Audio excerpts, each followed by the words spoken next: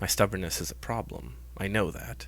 It leads me into situations where I know I should change course, but comfort and a sense of determination keep me from acting. I try to be rational, and in cases where I'm expected to believe the unbelievable, I have a hard time. Now I find myself in an impossible situation where I don't have a choice. I must acknowledge I am seeing what I'm seeing, and I wish I wasn't, because I don't know what to do now. Sorry, I keep getting distracted. I hear the crashing and banging in the basement again. Lania must be at it again. She's always like that. I know I should say something, but what choice do I have? I can't rock the boat. I need this house, and her money, so I will do what I always do and ignore those sounds coming from the basement, and the implications. Maybe I will talk to her tomorrow. I think I have to because the muffled sounds sound a little too human to ignore. But let me tell you how I got to this point, and you can decide for yourself what you might do in this sort of circumstance. It was about a year ago, and I found myself in a position I had been working towards for a while. I was finally confident I would be able to buy a home. The market's rough now, and I have a good job. With crazy prices, though, I thought it was unattainable. Yet I had started looking all the same. I had contacted a real estate agent and had toured a few places. After a couple months of no good options, I started to lose hope. But then I received a listing for the perfect house. My eyes lit up when I looked at the features, and I was over the moon. The price seemed reasonable, if a little high, but I was worried since I did not have much to put down, and my credit was not the best. I was assured it was okay, and after getting qualified for the first mortgage I applied for, I finally signed on the dotted line and got the keys. I had done it, and finally bought the place, my first home. I was so happy with the house, I loved it. Yet even as I found myself asking, could I really stay here? I wanted it to be my forever home. It is truly perfect, yet I'm terrified of the feeling of dread in the pit of my stomach, the creeping dread of pure evil. Yes, I was horrified.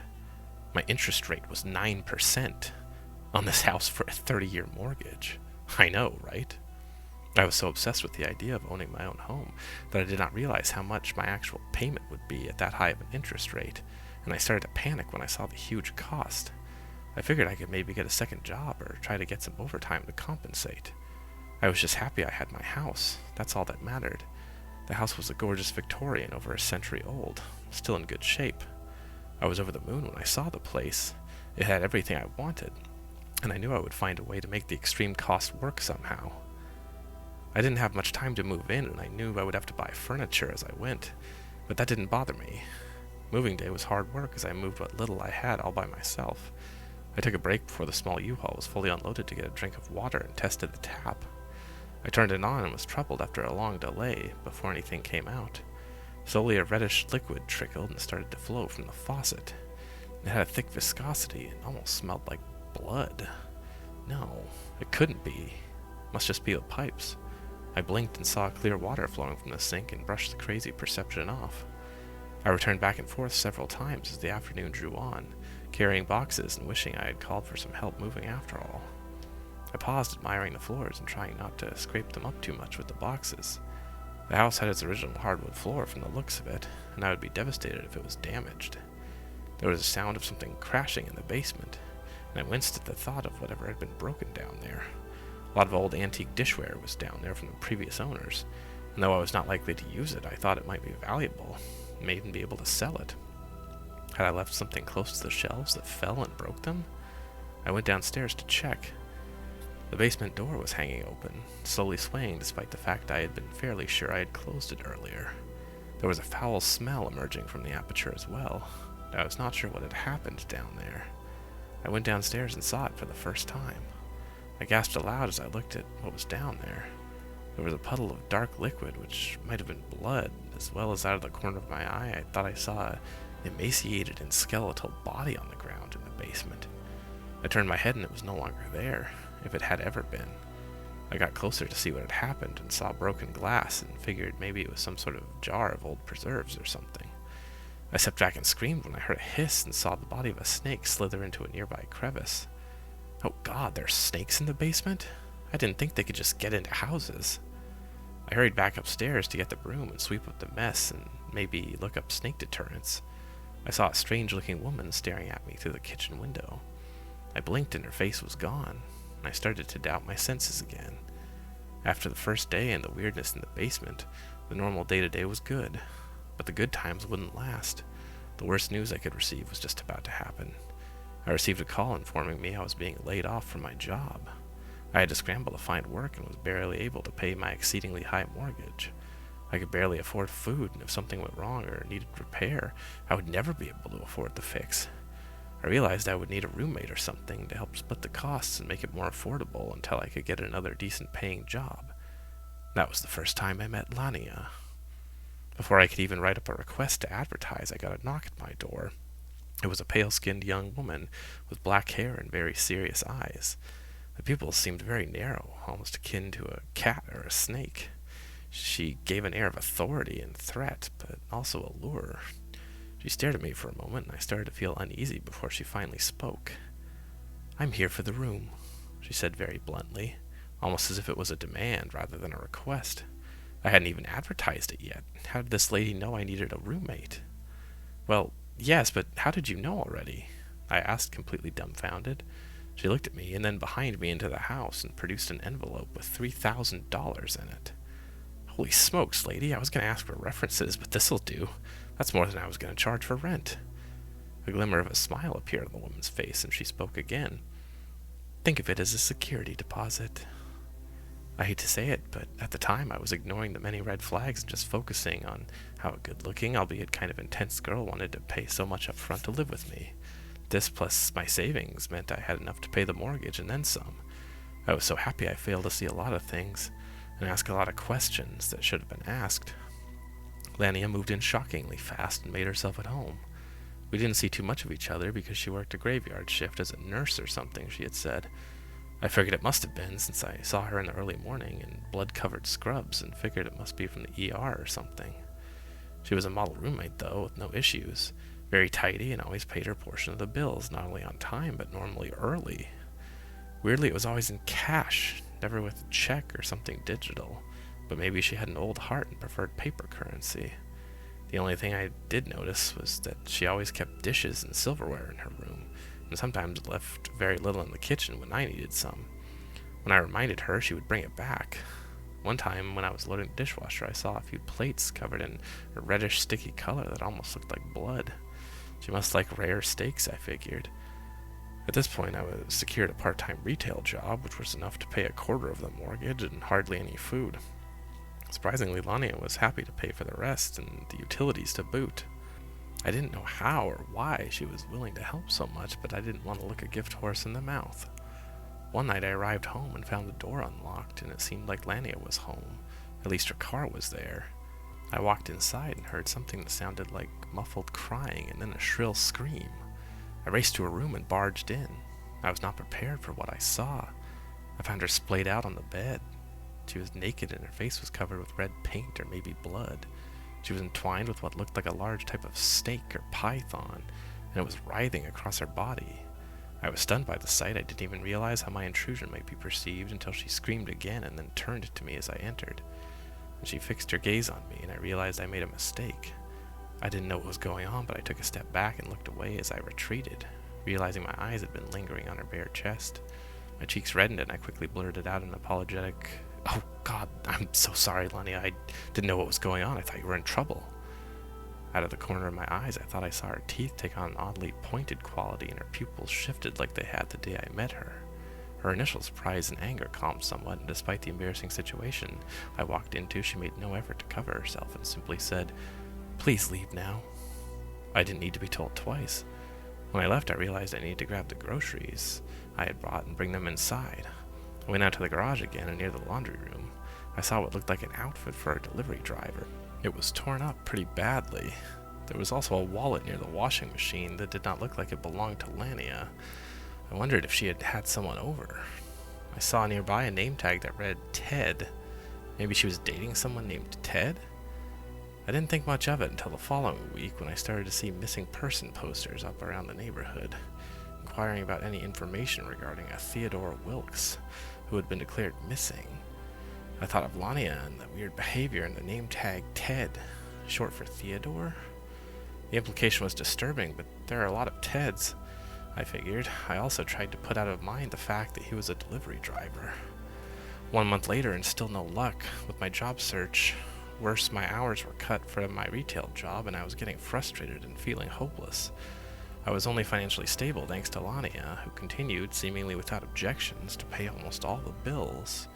She was always nice to me when we did interact, besides the accidental walk-in. She never seemed hostile or dangerous, yet so many other things concerned me. I didn't know if she was just eccentric or what. The snake thing was weird, though, as well as finding that name tag. Something was going on that she was not telling me. I was up late into the night looking for job listings when I heard Lania in the basement again. I did not know she was back yet. She said she normally worked nights, but it was only 10:30 p.m. I figured she would still be at work. The sound was louder than normal, and I heard strange music being played at an incredibly loud volume. I wouldn't mind if it was earlier, but I was about to try to get some sleep, so I decided to check on her. Frustratingly, she rarely kept a cell phone on hand, otherwise would have just texted her to respectfully keep it down. I realized with creeping dread I would have to go down there and ask her to quiet down. I considered trying to ignore it, but it got louder somehow, and there was a sound of shrieking or moaning from what sounded like another woman. I didn't know what was going on, but I hadn't wanted to get involved. I lay on my bed with my pillow over my head, trying to ignore the sound until I heard an awful scream that sounded like someone was in trouble. I raced out of my room downstairs to the basement door. I summoned my courage and knocked loudly on the door several times, shouting, "Is everything okay in there?" There was a long pause with no sound other than the blaring music. I was about to knock again when the music was shut off, and I heard shuffling and the loud crash of something heavy being dropped on the ground. The sound of the door unlocked was promptly followed by Lania stepping outside and fixing me with a placating smile and a sheepish yet definitely feigned ignorant response. "Yes, what's up?" I was slightly annoyed by the gaslighting and tried my best not to be too combative in my response, since I still felt like I couldn't endanger our dynamic in a way that might make her want to move out. Lania, with respect, what was that sound just now? It sounded like someone was hurt. Are you okay? And if everything is alright, could we please keep the music down at night? I know you're on a nocturnal schedule, but I'm not. I immediately looked at her reaction to see if I had overstepped, but she just kept smiling and insisted, "Everything is fine. I saw a huge spider, and I got startled. I'm working on another art project in here, and I get carried away. The music helps me channel my creativity. I will keep it to a dull roar for you in the future. I'm sorry." She seemed to wink at the last statement, and I was unsettled, but I didn't want to press the subject, so I agreed and thanked her for understanding and went back to my room. It was an obvious lie, but what was I going to do about it? I hoped I would find a better job soon and start being able to save enough to cover costs myself. Or maybe get a slightly less eccentric roommate who I could trust was not doing God knows what in the basement in the middle of the night. The final and most recent event occurred 2 weeks ago. I had grown desensitized to most of the bizarre behavior of Lania as she continued to pay her bills on time and keep to her own affairs. But a simple household chore led me to see something that I can never unsee, and added an entirely dangerous level of uncertainty about my roommate and her real nature. I was going about my day-to-day business at home and another day off since my hours were terrible at the store. I was barely working 20 hours a week. I had grown despondent at continuing to look for job options after so long, searching with no results or positive encouragement. I decided I would busy myself with household chores. I was cleaning up a few things when I heard a loud beeping. I wondered what it could be, and then I realized it was the low battery signal for the carbon monoxide detector. It sounded like it was coming from the device in Lania's room. I changed the battery on mine a month earlier, but realized I had never changed hers, and the battery must be running low, apparently. It was midday, and I thought she might be asleep. I grabbed a couple of AA batteries and set them near her door so I wouldn't have to go in and change them. After almost an hour, she did not emerge from the room, and the beeping continued. It was a very loud chirp, and regardless of replacing them or not, I wanted to at least stop the thing from making that racket. So I made the mistake of going into Lania's room for the first time since the incident. I knew it was a bad idea, but I slowly approached the door and knocked several times. No response was forthcoming, so I knocked again, nervously called out, "Lania, are you here?" Still no response. I called out louder than before. "Come on, Lania, you don't hear that sound? That's the carbon monoxide detector. It'll keep doing that unless we change the battery. I have them right here. Please change them, or I can if you let me in really quick." Once again, silence was all that responded. I tried the door, and to my surprise, it was unlocked. The room was very dark. The windows had been covered up with blackout curtains or something. I turned on my phone's flashlight and shined it briefly on the bed to check. It was empty. I looked up and saw in the corner of the room the blinking detector and the target of my uninvited intrusion into her room. I stepped forward and promptly tripped on something. It was a large duffel bag that was partially open. I knew I shouldn't, but I couldn't suppress the urge to investigate. So I shined my light on it and was confused when I saw a large assortment of name tags, wallets, engraved jewelry, and various charms or mementos, all of which bore different names. None seemed to actually say Lania. I also saw that Ted name tag again in here, with the assortment of other named items. I was deeply disturbed by the implications of this grab bag of others' personal effects, and did not like any of the scenarios it implied. I took a step back and almost jumped out of my skin when I heard a hiss and the striking of a glass wall, and saw a row of terrariums that contained several large snakes. I knew she must have had one from before, but I didn't know she had this many. They seemed oddly perturbed and upset by my presence, and the one who made the sound had attacked the glass to try and reach me. I shuddered when I considered they might be venomous. I tried to catch my breath when my blood froze, as I stood there hearing with distinct certainty a moving sound coming from the attached bathroom. It sounded like an enormous slithering sound, like that of a snake, but far too large. I crept closer to the bathroom and heard a sickening, crunching sound like bone being snapped in half. My heart was hammering in my chest and I couldn't move, but I saw a large shadow looming near the other side of the bathroom. I covered my mouth and tried to slowly back out of the room. Suddenly the door handle began to turn and I fell back into the dark corner of the room. The door didn't open just then for whatever reason, and the figure on the other side continued to slide around in the bathroom, another savage crunch being heard. I let out a controlled, raspy gasp to not make too much noise, and I pressed my hands against the wall to steady myself. As I touched the wall, I felt something gross and sticky. I managed to sit upright and slowly step away from the wall, trying to be as quiet as I could. I gently reached into my back pocket to get my phone and turned it to face the corner of the wall I had just been pressed up against. Once the light shone on the scene, I felt like I was going to be sick. The corner held an array of large bundles of meat still slicked with gore and wrapped in a large bundle of butcher's twine. I did not like the shape of the thing at all. The proportions were very large, but not so large as to be bovine or deer. Some seemed to be disturbingly suggestive in length and general outline to that of the human anatomy. I didn't know if it was light playing tricks on me, but I could have sworn I saw the outline of a human-sized femur and a partially flensed chunk of meat.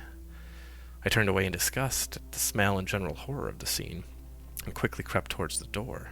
The handle once again jostled on the bathroom door, and this time it did start to open. I flung myself forward onto the ground and crawled under the bed. I held my breath, but almost let out a gasp as I saw what appeared to be a partially eaten human head under the bed near where I was hiding. I held both hands over my mouth and closed my eyes as I heard the terrible dragging sound of the titanic serpentine body slithering over the floor. I almost screamed aloud when, after a pause, a scaled hand reached underneath the bed and groped for something near where I was. It reached for a moment and then grasped the half-eaten head and pulled it out. I couldn't move. I couldn't breathe. I simply waited in terrified suspense as I heard the awful crunching and tearing sounds and the sucking guttural consumption of the morbid meal from a creature not used to fully chewing its food. I also saw under there, when I opened my eyes again, the discarded dishes from my dining set, caked in what looked alarmingly like dried blood. I lost track of the exact time I spent in that nightmare room, listening to the thing finish its meal. Then somehow the slithering about the room stopped, and I heard the soft padding of human feet and the sudden pressure on the bed above me, as of someone sitting down.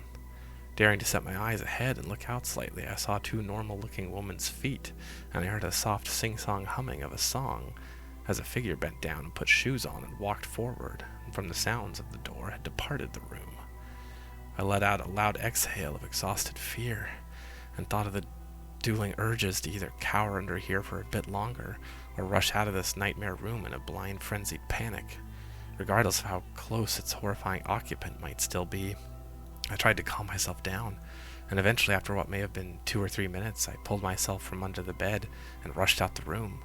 I whirled back to close the door to Lania's room, and as the door clicked and my hand was still on the door, I heard a voice call out, "Is there something you need in my room?" I froze in place, terrified of turning around for fear of what I might see. I managed to spin my petrified body around and saw Lania. No monster, just Lania. She was fully dressed, no blood was covering her body, and no snakes writhed about. I stood there staring dumbly before her, stammering for an answer. Her eyes narrowed at my reaction, and I realized I needed to say something. I looked at the batteries still sitting by her door. I needed to change the batteries on your carbon monoxide detector. Almost on cue, the shrill beep was heard again to accentuate my point and give me what was at first a genuine answer to her question. She looked on incredulous, but seemed to soften as she winced when she heard the shrill beep again, seemingly for the first time. "All right, I can see how that might be annoying. I'm sorry, please allow me." She brushed past me into her room, and after a minute the beeping was gone. She came back out and smiled at me. "Oh, I almost forgot. Here." She handed me an envelope. It contained an assortment of bills, many of which were stained with a disturbing brown color, but in total it looked to be close to $4,000. For rent, and consider the rest extra for batteries. She winked at me and brushed past me. I stood there dumbfounded as I heard the front door open and close, and a car leaving shortly thereafter. I have no idea what just happened, or if what I experienced was real or a nightmare. I know now what I fear is likely the truth, but what did I really see? Whatever Lania is doing, or indeed whatever she might truly be, I don't know. But I do know that besides the mess and the eccentricities, she pays her bills on time. The awful nightmare of a serpentine woman hybrid who preys on men is damnably suggestive of the story of the demonic Lamia. I consider her name too, Lania. No, just a coincidence, I'm sure, like that Ted who went missing. Maybe I'll ask her about it later, but for now I think I should deposit this money into my account and start a savings account. Perhaps I can afford to ask her to leave a little bit later. Yes, I think that would be the safer option. Demons can't be real, right? But homelessness sure is. And I mean, I'm just being paranoid, right?